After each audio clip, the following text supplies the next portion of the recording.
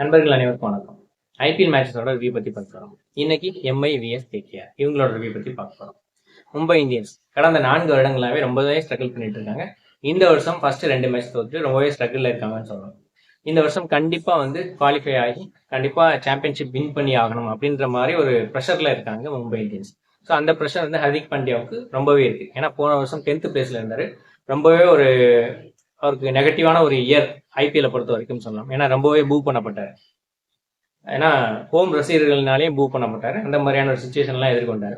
அதனால இந்த மேட்ச்ல கண்டிப்பா வின் பண்ணி ஆகணும் அப்படின்ற மாதிரி ஒரு சுச்சுவேஷன். Home ground advantage. அதுல டாஸும் வின் பண்ணாரு. ஃபர்ஸ்ட் பவுலிங் எடுத்தாரு கேப்டன் ரஹானே. அவருக்கு ஒரு கன்ஃபியூஸ் சுச்சுவேஷன். ஏன்னா பிச்சை ரீட் பண்ண முடியல. இந்த பிச் புதுசா இருக்கு. இதுல எப்படி ஒர்க் அவுட் ஆகும் அப்படின்ற மாதிரி தெரியல. நான் கன்ஃபியூஸ் ஸ்டேட்ல இருக்கேன். குட் டாஸ் டு லூஸ் அப்படின்ற மாதிரி ரவி சாஸ்திரி கிட்ட சொன்னார். அப்பவே அவர் ஸ்ட்ராட்டஜிக்கலி கொஞ்சம் டவுன் ஆயிட்டாரு அப்படின்ற மாதிரி தான் நான் நினைக்கிறேன்.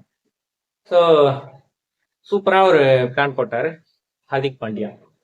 ஏன்னா மில் ஜாக்ஸ் அண்ட் புத்தூர் இவங்க 2 பேரையும் போன மேட்ச்ல சேர்க்கல அப்படின்ற மாதிரி நிறைய கிரிட்டிசைஸ் பண்ணாங்க. அதனால இந்த மேட்ச் அவங்க 2 பேரையும் கொண்டு வந்தாரு. அது ஒரு நல்ல மூவ் அப்படின்னு சொல்லலாம். அது போக சத்யநாராயண ராஜுவை தூக்கிட்டு அஸ்வினி குமாரை கொண்டு வந்தாரு. அதுவும் ஒரு கிரேட் மூவ் அப்படின்னு சொல்லலாம். ஏன்னா இந்த பிச் நல்லா ஸ்விங் ஆகும் அப்படின்ற மாதிரி சொன்னாங்க. அதனால அஸ்வினி குமார் நல்லா போட்டுட்டு இருக்காரு அப்படின்ற மாதிரி எக்ஸ்பீரியன்ஸ்டு விமர்சகர்கள் கூட சொல்லியிருக்கிறாங்க. ஃபீடாக் கூட சொல்லியிருக்காரு அவரோட வீடியோல. ஸோ ஃபர்ஸ்ட் ஓவர் போல்ட் போட்டார். Bowled Narine out played by Boult. So 1 for 1. அடுத்த ஓவர் தீபக் சகர் போட்டார். De Kock out 2 for 2. Ashwani Kumar ஒரு செம கேட்ச். அடுத்ததா ரஹானே 11 ரன்ஸ் அடிச்சாரு. ஒரு செமையான டெலிவரி. அஸ்வினி குமார் சூப்பரா போட்டாரு. கரெக்டா ஃபீல்ட வச்சு கரெக்டா எடுத்தாரு. திலக் வர்மா ஒரு கேட்ச் மிஸ் பண்ணிடுவாருன்ற ஒரு சுச்சுவேஷனுக்கு போயிட்டு பிடிச்சிட்டாரு. ஸோ அஸ்வினி குமார் பெருமையா சொல்லலாம். என்னோட first IPL wicket Ajinkya Rahane Indian farmer captain அப்படின்னு சொல்லிட்டு அவங்களோட பிள்ளைகள்கிட்ட பெருமையாவே சொல்லலாம். அந்த மாதிரியான ஒரு விக்கெட். ஸோ அடுத்ததா 4th விக்கெட் வெங்கடேஷ் ஐயர். வெங்கடேஷ் ஐயர் ரொம்பவே ட்ரபிள் கொடுப்பாரு எம்ஐக்கு அப்படின்ற மாதிரி எல்லாருமே எதிர்பார்த்தாங்க. ஏன்னா அவர் இது வரைக்கும் மும்பை கூட 100, 250 அடிச்சிருக்காரு. அதனால ரொம்பவே அபாயகரமான ஒரு பிளேயர் மும்பை இந்தியன்ஸை பொறுத்த வரைக்கும். கேகேஆருக்கு எம்ஐக்காக ஒரு ஆபத் பந்தவன் அப்படின்ற மாதிரி சொல்லணும். அவரோட விக்கெட்டை எடுக்கணும் அப்படின்ற மாதிரி ரொம்பவே பிளான் பண்ணாங்க. அதே மாதிரி கரெக்டா அவருக்கு ஒரு டெலிவரி போட்டாரு போல்ட். ஆனா கேட்ச் மிஸ் பண்ணிட்டாரு அஸ்வினி குமார்.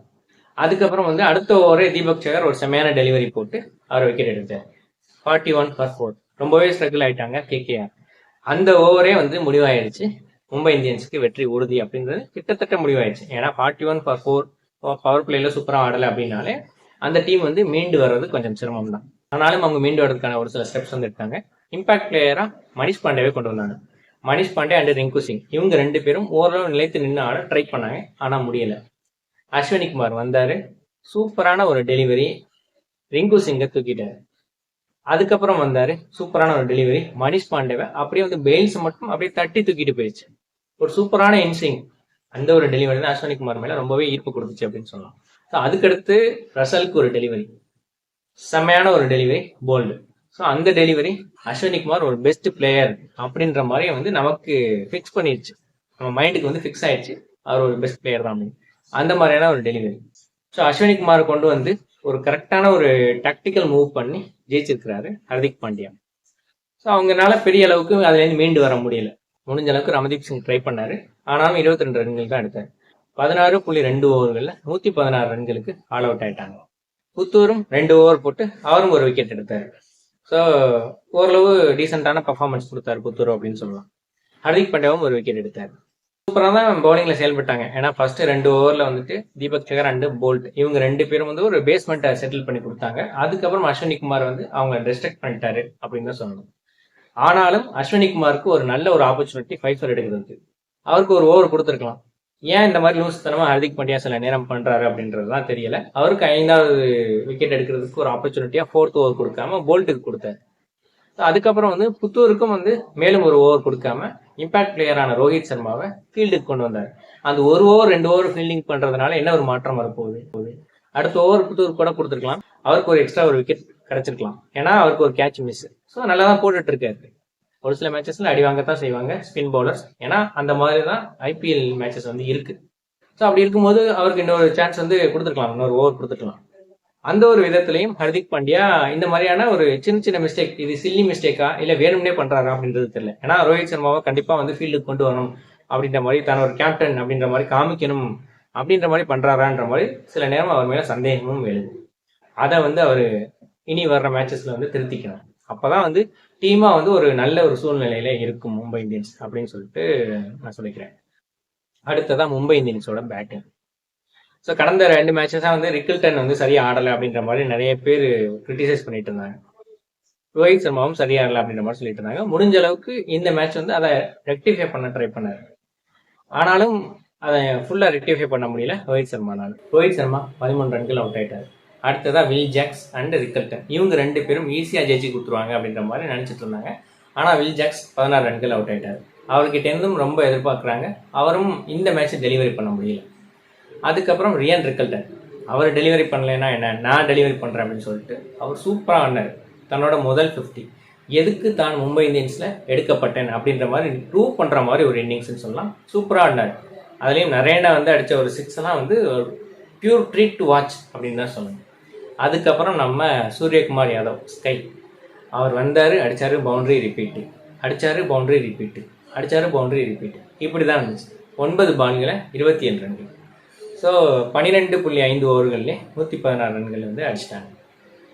ஒரு 10 ஓவருக்குள்ளே முடிச்சிருந்தாங்க அப்படின்னா 5th பிளேஸ்க்குள்ளே போயிருக்கலாம்.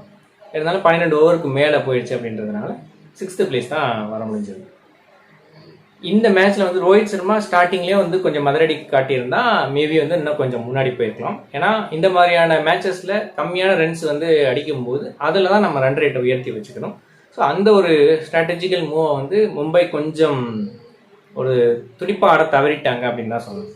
ஏன்னா அவங்களுக்கு வந்து இந்த மேட்ச் எப்படியாவது வின் பண்ணி ஆகணும் அப்படின்ற மாதிரியான ஒரு சிச்சுவேஷன் அப்படின்றதுனால ரொம்ப ரிஸ்க் எடுக்கல, டூ மச் ஆஃப் ரிஸ்க் வேணாம் அப்படின்னு சொல்லிட்டு முடிவு பண்ணிட்டு இந்த மேட்ச் வந்து ஓரளவு ஒரு நார்மலான வேகத்தில் அடித்தா போதும் அப்படின்னு சொல்லிட்டு 13வது ஓவரில் ஜெயிச்சாங்க.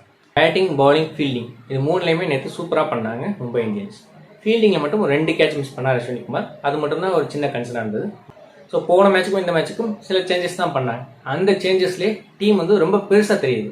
ஏன்னா போன மேட்ச் லாஸ் ஆகும்போது என்னடா எப்படி ஆடுறாங்க, இவங்க எப்படி வந்து சாம்பியன்ஷிப் வின் பண்ண போகிறாங்க அப்படின்ற மாதிரி எல்லாருமே ஒரு டவுட்டுக்குள்ளே வந்துட்டாங்க மும்பை இந்தியன்ஸ் ரசிகர்கள்லாம். ஏன்னா இந்த மேட்ச் வந்து எப்படியாவது வின் பண்ணி தான் ஒரு சாம்பியன் டீம் அப்படின்னு ப்ரூவ் பண்ணணும் அப்படின்ற மாதிரி தான் எல்லா எம்ஐ ரசிகர்களுமே எதிர்பார்த்துட்டு இருந்தாங்க. அதன்படியே வந்து ஒரு கரெக்டான டீமை செட் பண்ணி ஒரு சூப்பர்வான வெற்றியை கொடுத்துருக்காரு ஹர்திக் பாண்டியா. அதுக்கு வந்து ரோஹித் சர்மாவோட இன்ஸ்ட்ரக்ஷன்ஸும் ஒரு பெரிய காரணம் அப்படின்ற மாதிரி நான் நினைக்கிறேன். ஏன்னா மேட்ச் ஆரம்பிக்கிறதுக்கு முன்னாடி ரோஹித் சர்மா எல்லாரையும் கூப்பிட்டு வச்சு இன்ஸ்ட்ரக்ஷன்ஸ் வந்து கொடுத்துட்டு இருந்தார். தான் ஒரு கேப்டன் இல்லை அப்படின்னாலும் ஒரு முக்கியமான பிளேயர், ஒரு அனுபவமான பிளேயர் அப்படின்றத நிரூபிக்கிற வகையில் டீமுக்கு வந்து நல்ல இன்ஸ்ட்ரக்ஷன்களை கொடுத்தாரு. அதே மாதிரி வந்து தான் ஒரு இம்பார்ட்டண்டான பிளேயர் அப்படின்ற மாதிரி வந்து ரொம்ப அதை பெருசாக நினைக்காம, ஈகோவாக நினைக்காம இம்பாக்ட் பிளேயராக வந்து புத்தூருக்கும் ஒரு வாய்ப்பு கொடுத்தாரு. மேட்ச்லேயும் வந்து அவர் தான் புத்தூருக்கு இம்பாக்ட் பிளேயராக ஒரு வாய்ப்பு கொடுத்தாரு. ஸோ அதுலேயே வந்து தான் ஒரு கிரேட் பிளேயர் அப்படின்ற மாதிரி நிரூபிச்சிருக்காரு ரோஹித் சர்மா. ஸோ இந்த ஒரு கோஆர்டினேஷன்றது இன்னும் தொடரணும் அப்படின்ற மாதிரி நினைக்கிறேன். So dear other teams, Kadapparai team is back. So என்னோட வந்து ரிவ்யூ பிடிச்சிருந்துச்சுன்னா இதை வந்து லைக் பண்ணுங்கள், இது எல்லாருக்கும் ஷேர் பண்ணுங்கள், கிளிக் யூடியூப் சேனலுக்கு சப்ஸ்கிரைப் பண்ணுங்கள். நன்றி, வணக்கம்.